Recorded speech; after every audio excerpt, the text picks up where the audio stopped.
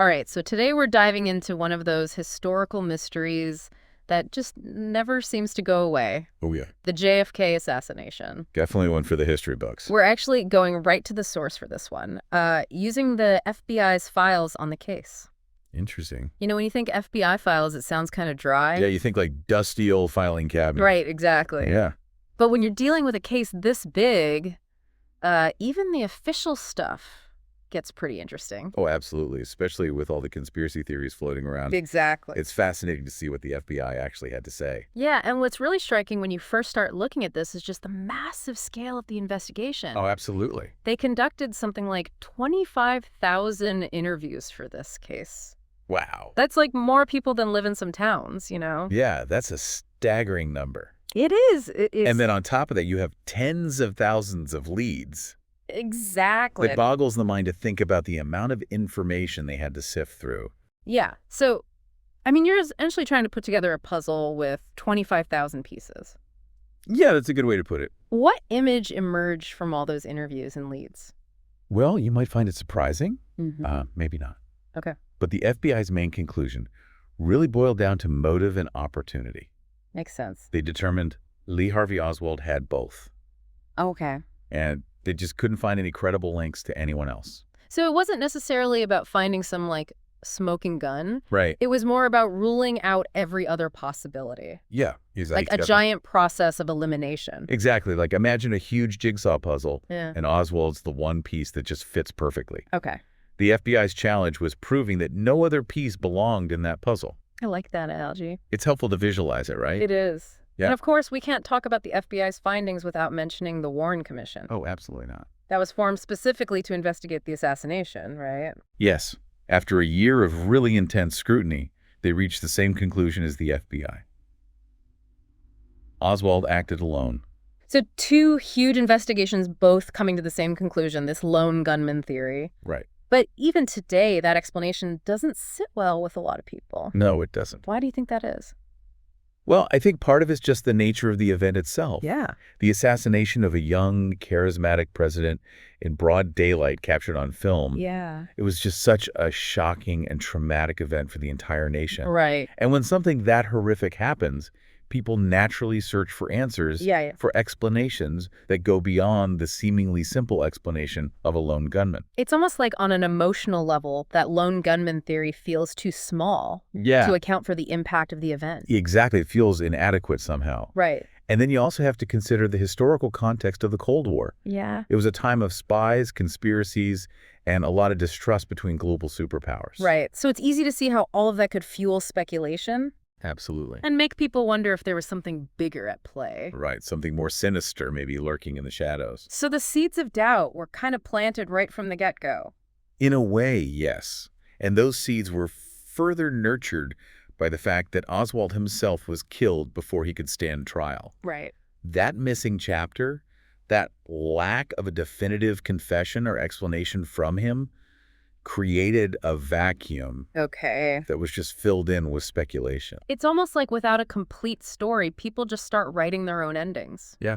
And when you have an event as consequential as the JFK assassination, those endings often involve conspiracies and cover-ups. Absolutely. It's natural to want to fill in the blanks. It's natural for our minds to try and do that. Yeah. Exactly. And that's what makes this case so fascinating. Yeah. It's like a historical puzzle where we have a lot of the pieces, but the picture they form is incomplete. Right. So there's room for interpretation. And debate. And that's what keeps us coming back to it, trying to make sense of it all. Absolutely. And that's what we're going to keep doing Let's dive in. as we continue this deep dive. Sounds good.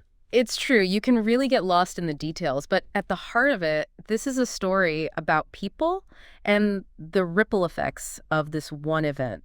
And those ripples are still felt today. Yeah. I mean, the JFK assassination had a massive impact on American politics, Yeah. culture, you name it. I mean, it really did. Even our sense of national identity, Yeah. it's like a touchstone moment, and it's still shaping conversations about everything from gun control Oh, yeah. to government transparency. It's a really powerful example of how one event can have these incredibly lasting implications. It really is. It makes you think. It does. So I'm curious about what are some of the specific things in the FBI's findings that have fueled skepticism? Well, one of the biggest ones is the magic bullet theory. Okay, yeah, I've heard of that. The Warren Commission concluded that a single bullet fired by Oswald actually went through both President Kennedy and Governor Connolly. Right, he was in the car too. Exactly. And why has that been so controversial? Well, some people have a hard time believing the physics of it all. I can see that. They argue that the bullet would have had to change direction in midair.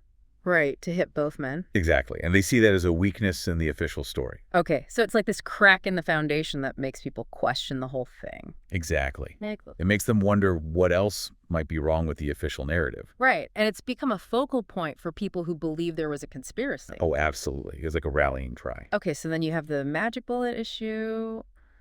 What else? Another issue is the witness testimony. Oh, right. There were so many people there that day. Hundreds of witnesses in Dealey Plaza, Right. and their stories about what happened were all over the place. I can imagine. Some people said they saw smoke or heard shots coming from somewhere else entirely. Not from the book depository. Not from where Oswald was supposed to be. So you have these conflicting accounts just adding more doubt Exactly. onto the official story. Right.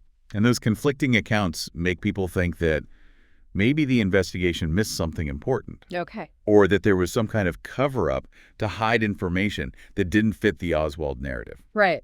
So it becomes this whole, like, choose your own adventure Kind of. or connect the dots puzzle where people see different patterns depending on which dots they choose to connect. It's a really good way to put it. So when you add in the Cold War, the possibility of the Soviets, Right, or even rogue elements within the U.S. government, yeah, it gets really complicated. those dots can be connected in so many ways. Absolutely. And that's what makes it so hard to separate fact from speculation. Right. Especially after all this time. It's almost impossible at this point.